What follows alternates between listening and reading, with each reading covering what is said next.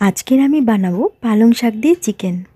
পালং শাক আমাদের হেলথের জন্য কতটা উপকারী সেটা আমরা সবাই জানি, কিন্তু বাচ্চারা পালং শাক খেতে প্রচণ্ড ঝক্কি করে।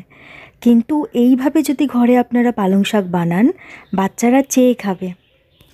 এই রকম নতুন নতুন রেসিপির জন্য চ্যানেলটাকে সাবস্ক্রাইব করে নিন।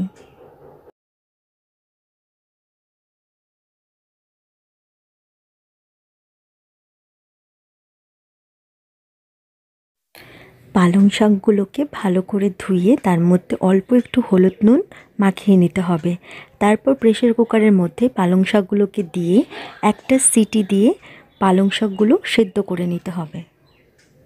মশলাটার জন্যে টমেটো, ধনেপাতা আর রসুন দিয়ে একটা মিহি পেস্ট তৈরি করে নিতে হবে। সাদা তেলের মধ্যে রাঁধুনি ফোড়ন দিয়ে চিকেনগুলো দিয়ে সামান্য পরিমাণ একটু নুন দিয়ে চিকেনগুলো লাল লাল করে ভেজে নিতে হবে। এবার মশলার যে পেস্টটা বানিয়েছি সেটা চিকেনের মধ্যে দিয়ে চিকেনটাকে ভালো করে কষিয়ে নিতে হবে। অন্যদিকে পালং শাকটা সেদ্ধ হয়ে গেছে, এবার এটাকে একটু ঠান্ডা করে নেব। চিকেনটা ভালো করে কষে গেছে, এবার এর মধ্যে কাশ্মীরি লঙ্কার গুঁড়ো আর চিকেন মশলা দিয়ে চিকেনটাকে আরেকটু ভালো করে কষিয়ে নিতে হবে।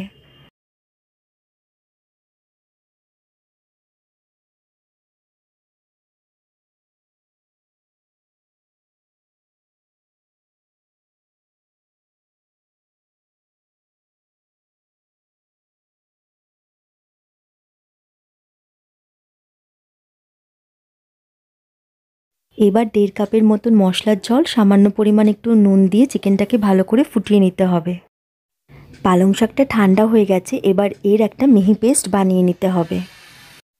চিকেনটা খুব ভালো করে কষা হয়ে গেছে, এবার পালং শাকটা দিয়ে পালং শাকের সাথে চিকেনটাকে আরেকটু ভালো করে কষিয়ে নিতে হবে।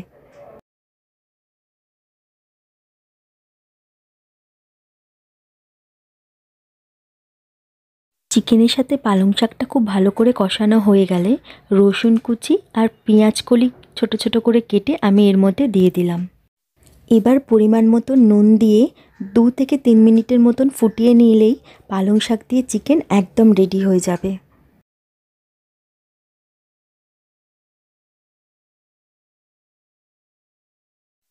গরম গরম পালং শাক চিকেনকে ঘি দিয়ে পরিবেশন করলে এর স্বাদ আরও দুগুণ বেড়ে যায়।